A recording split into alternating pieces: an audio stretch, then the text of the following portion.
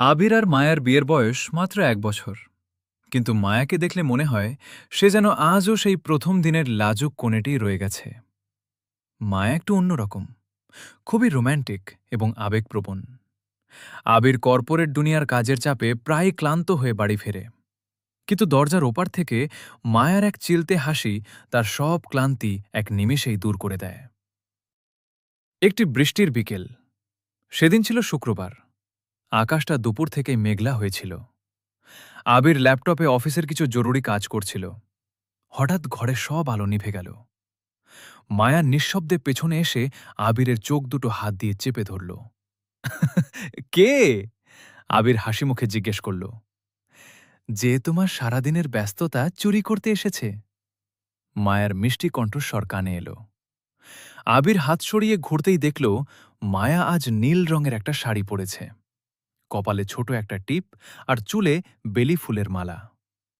বাইরে তখন ঝুম বৃষ্টি শুরু হয়েছে। মায়া আবিরের হাত ধরে টেনে বারান্দায় নিয়ে গেল। বারান্দায় ছোট একটা টেবিলে ২ কাপ ধোঁয়া ওঠা চা আর গরম পকোড়া সাজানো। মান অভিমানের পালা। মায়া হঠাৎ গম্ভীর হয়ে বলল, তুমি কি জানো আজ কি দিন? আবির মনে মনে প্রমাদ গুনল, সে কি কোনো বিশেষ দিন ভুলে গেল? সে একটু ইতস্তত করে বলল, "উম, আমাদের প্রথম দেখা করার দিন।" মায়া মুখ ঘুরিয়ে বলল, না, আজ আমরা প্রথমবার একসাথে বৃষ্টিতে ভিজেছিলাম, সেই দিন। অথচ তুমি ল্যাপটপ নিয়ে বসে আছো। আবির বুঝতে পারল মায়া একটু অভিমান করেছে। সে উঠে গিয়ে মায়ার খুব কাছে দাঁড়াল। বাইরে বৃষ্টির শব্দ আর ভেজা মাটির সোদা গন্ধ এক মায়াবী পরিবেশ তৈরি করেছে।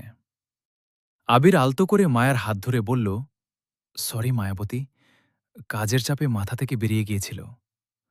কিন্তু তোমার এই নীল শাড়িটা দেখে আমার মনে হচ্ছে পৃথিবীর সব কাজ ফেলে দিয়ে শুধু তোমার দিকেই তাকিয়ে থাকি। মায়ার ঠোঁটে হালকা হাসি ফুটে উঠল। সে আবিরের কাঁধে মাথা রেখে বলল, আমি শুধু চাই তুমি ব্যস্ততার মাঝেও আমাদের এই ছোট ছোট মুহূর্তগুলোকে একটু সময় দাও। জোছনা আর দীর্ঘ আলাপ। রাত বাড়ার সাথে সাথে বৃষ্টি থেমে গিয়ে আকাশ পরিষ্কার হয়ে গেল। মেঘের আড়াল থেকে উঁকি দিল এক ফালি চাঁদ। রাতের ডিনার শেষ করে দুজনে ছাদে গেল।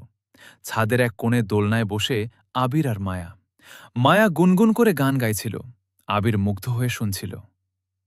হঠাৎ মায়া বলল, আবির, যদি কোনোদিন আমি হারিয়ে যাই, তুমি কি আমাকে খুঁজে নেবে? আবির মায়ার হাতটা শক্ত করে চেপে ধরে বলল, তোমাকে হারাবো কেন? তুমি তো আমার হৃৎপিণ্ডের ঠিক মাঝখানে থাকো, ওখান থেকে কোথাও যাওয়া যায় না। মায়া হেসে ফেলল। সে আবিরের বুকে মাথা রেখে বলল, জানো, আমার সবচেয়ে ভালো লাগে যখন তুমি রাতে ঘুমানোর আগে আমার কপালে একটা চুমু দিয়ে বলো, শুভরাত্রি, ভালো থেকো। মনে হয় আমি পৃথিবীর সবচেয়ে সুখী মানুষ। ভালোবাসার অঙ্গীকার সেদিন মাঝরাত পর্যন্ত তারা কত কথা বলল। পুরনো দিনের গল্প, ভবিষ্যতের স্বপ্ন আর একে অপরের প্রতি গভীর শ্রদ্ধা। মায়া শুধু একজন স্ত্রী নয়, সে আবিরের জীবনের সেই অংশ যা তার রুক্ষ জীবনে বসন্ত নিয়ে আসে। আর আবিরও বোঝে, মায়ার এই ছোট ছোট আবদার আর রোম্যান্টিকতা আসলে তাদের সম্পর্কটাকে সতেজ রাখার অক্সিজেন। চাঁদের আলোয় মায়ার মুখটা আরও উজ্জ্বল দেখাচ্ছিল। আবির মনে মনে ভাবল, কাজের চাপ আসবে যাবে, দুনিয়া বদলে যাবে, কিন্তু মায়ার এই ভালোবাসা যেন চিরকাল এমন স্নিগ্ধ থাকে। রাত তখন গভীর। ছাদ থেকে নেমে ঘরে আসার পর আবির দেখল মায়া খুব দ্রুত ঘুমিয়ে পড়েছে, কিন্তু ওর বালিশের পাশে একটা খাম রাখা। আবির অবাক হয়ে খামটা হাতে নিল। মায়া মাঝে মধ্যেই এমন সব কাণ্ড করে যা আবিরকে চমকে দেয়। খামটা খুলতেই আবিরের চোখে পড়ল মায়ার সুন্দর হাতের লেখা, প্রিয় অর্ধাঙ্গিনী, জানি তুমি খুব ক্লান্ত থাকো, তবুও আমার এই ছোট ছোট পাগলামিগুলো তুমি হাসি মুখে মেনে নাও, এটাই আমার সবচেয়ে বড় প্রাপ্তি। অনেক সময় আমি অভিমান করি, কিন্তু বিশ্বাস করো, সেই অভিমানের আড়ালে শুধু তোমার একটুখানি বাড়তি মনোযোগ পাওয়ার তৃষ্ণা থাকে। তুমি আছো বলেছ বলেই আমার পৃথিবীটা পূর্ণ। ভালোবাসা নিও। চিঠিটা পড়ে আবিরের বুকের ভেতরটা হু হু করে উঠল। সে ঘুমন্ত মায়ের দিকে তাকিয়ে ভাবল, এই মেয়েটি কত অল্পতে খুশি হয়ে যায়।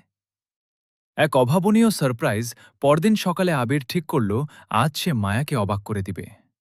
সে অফিস যাওয়ার নাম করে বের হলেও আসলে অফিসে গেল না। সারাদিন ঘুরে মায়ার প্রিয় কিছু জিনিস কিনল। একগুচ্ছ লাল গোলাপ, একটা নীল রঙের ডায়েরি, আর ওর প্রিয় লেখকের নতুন প্রকাশিত একটি বই। বিকেলে মায়া যখন জানলার ধারে বসে আকাশ দেখছিল, ঠিক তখনই আবির পেছন থেকে এসে ওকে জড়িয়ে ধরল। মায়া চমকে গিয়ে বলল, তুমি এত তাড়াতাড়ি ফিরলে যে? আর এই ফুলগুলো? আবির মায়ের হাতে গোলাপগুলো দিয়ে বলল, আজ আমাদের একটা ডেট আছে, জলদি তৈরি হয়ে নাও। মায়া খুশিতে আত্মহারা হয়ে গেল। সে দ্রুত তৈরি হয়ে নিল। আবির ওকে শহরের নামী কোনো রেস্টুরেন্টে নিয়ে গেল না, বরং নিয়ে গেল গঙ্গার পাড়ে। সেখানে নৌকায় চড়ে তারা সূর্যাস্ত দেখল। নদীর ওপর যখন গোধূলির আলো পড়ল, তখন মায়ার চোখের মণি দুটো যেন হীরের মতো জ্বলজ্বল করছিল। নীরবতার ভাষা। নৌকা ভ্রমণের সময় মায়া একদম চুপ হয়ে গিয়েছিল। আবির জিজ্ঞেস করল, কি ভাবছ মায়া? মায়া আবিরের দিকে তাকিয়ে শান্ত গলায় বলল, ভাবছি জীবনটা কত ছোট। এই যে এখন আমরা একসাথে আছি, এই মুহূর্তটা যদি সারা জীবনের জন্য থমকে যেত। মানুষের জীবনে তো অনেক চাওয়া থাকে, কিন্তু আমার শুধু একটাই চাওয়া, পরের জন্মেও যেন আমি তোমার মায়া হয়েই জন্মাতে পারি।